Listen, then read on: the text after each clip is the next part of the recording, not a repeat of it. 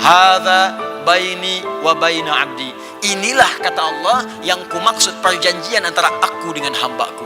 Wali abdi ma sa'al. Dan jika hambaku benar salatnya sampai bacaan ini, apapun yang kau minta sekarang aku akan kabulkan.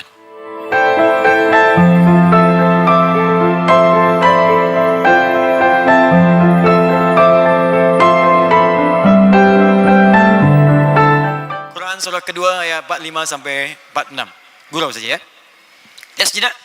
Wasta'inu. Perhatikan kalimatnya wasta'inu.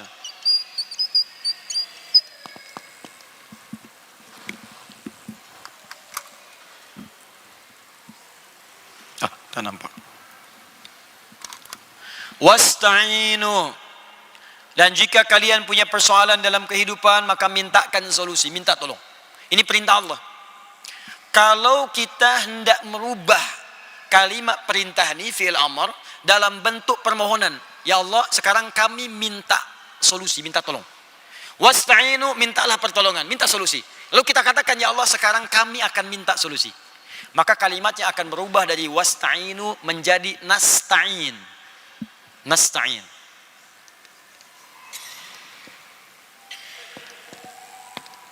Nasta'in.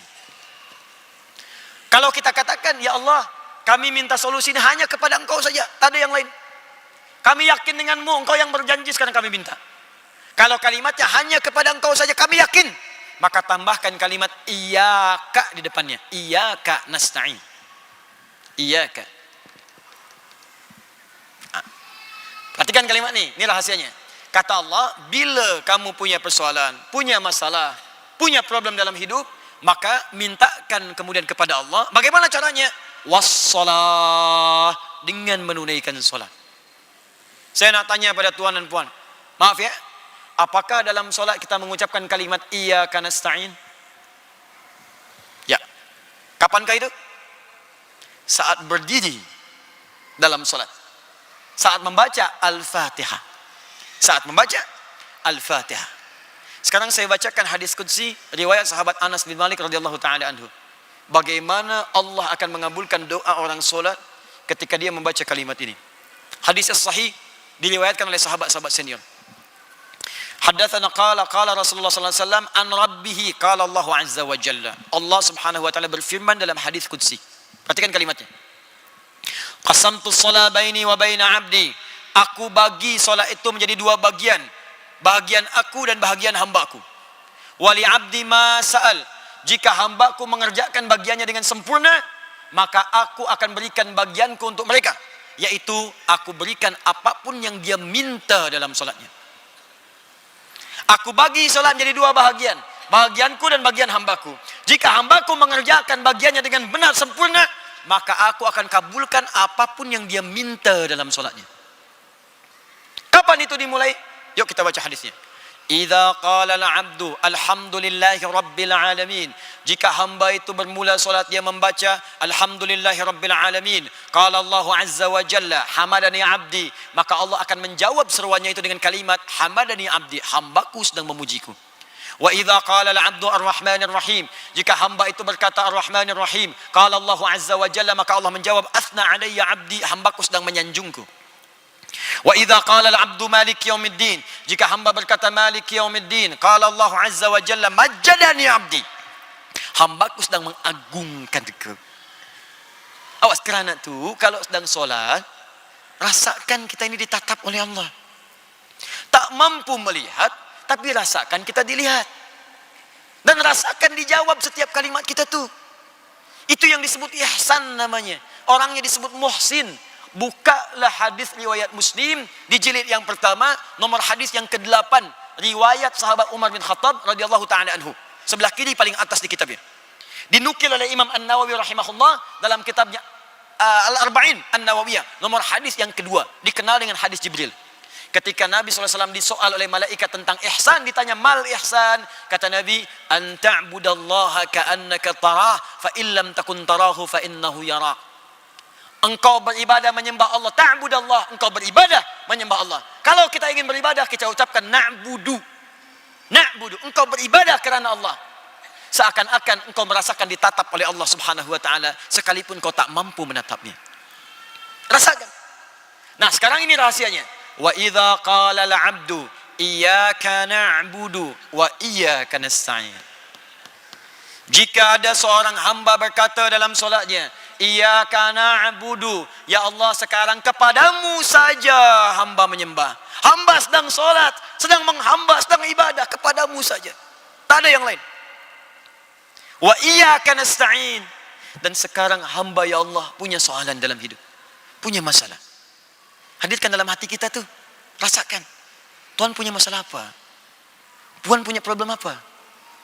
Hadirkan dalam hati. Jadi bukan sekedar bacaan saja. Begitu caranya, hadirkan dalam jiwa kita. Ya Allah, ini suami saya, istri saya, anak saya, budak-budak, di sekolah, problem di kantor, di pekerjaan, jabatan. Hadirkan di benak kita nih. Nabi Zakaria tuh melakukan itu. Jadi ketika berdiri dalam sholat, beliau minta. Qala Rabbi habli min ladunka dzurriyyatan thayyibah innaka sami'ud du'a. Ya Allah, mereka berkata hamba tak mungkin punya keturunan. Karena secara medis istri hamba divonis monofos dan mandul. Kata klinis tak mungkin punya keturunan. Mohon dalam sholat, dalam berdirinya, berdiri. Dijawab oleh Allah. Fanadatul malaikatu wa huwa qa'imun yusalli fil mihrab. Turun malaikat, beliau masih berdiri dalam solatnya. Belum tuntas solatnya, masih berdiri dalam solat. Annallaha yubashshiruka Yahya. Allah berikan berita gembira, engkau akan punya anak, langsung bahkan namanya dari Allah Yahya, yang berarti hidup. Yang mustahil menurut manusia terlahir dari rahim seorang perempuan yang monofos dan mandul bayi hidup, kata Allah tak ada yang mustahil. Kita nih ditunggu oleh Allah. Dalam solat, wa iyyaka nasta'in, dan kepada engkau ya Allah kami memohon sekarang petunjuk, pertolongan, solusi. Apa jawab Allah? Perhatikan jawabannya di hadis qudsi. Hadza baini wa baina abdi. Inilah kata Allah yang kumaksud perjanjian antara aku dengan hambaku. Wali abdi ma sa'al. Dan jika hambaku benar solatnya sampai bacaan ini, apapun yang engkau minta sekarang aku akan kabulkan. Saya tak mau berjanji lah. Tapi kalau ada masa lagi berkunjung beri kuliah ke sini, kita bahas fikih solat, ada 4 rahasia dalam solat. 4 ni kalau benar dilakukan, maka doa-doa kita sulit untuk ditolak. Hadisnya sahih. Bahkan dalam ayat Quran tu ada beberapa posisi yang langsung minta yang terbaik. Jadi kalau ingin masuk surga, minta surga yang paling bagus. Kalau dunia, minta yang paling hebat. 4 tu berdiri, 2 ruku, 3 sujud, 4 sesaat sebelum salam. Bagaimana caranya? Nanti kuliah yang lain. Nah, tapi apakah setiap orang yang berdiri minta? Belum tentu.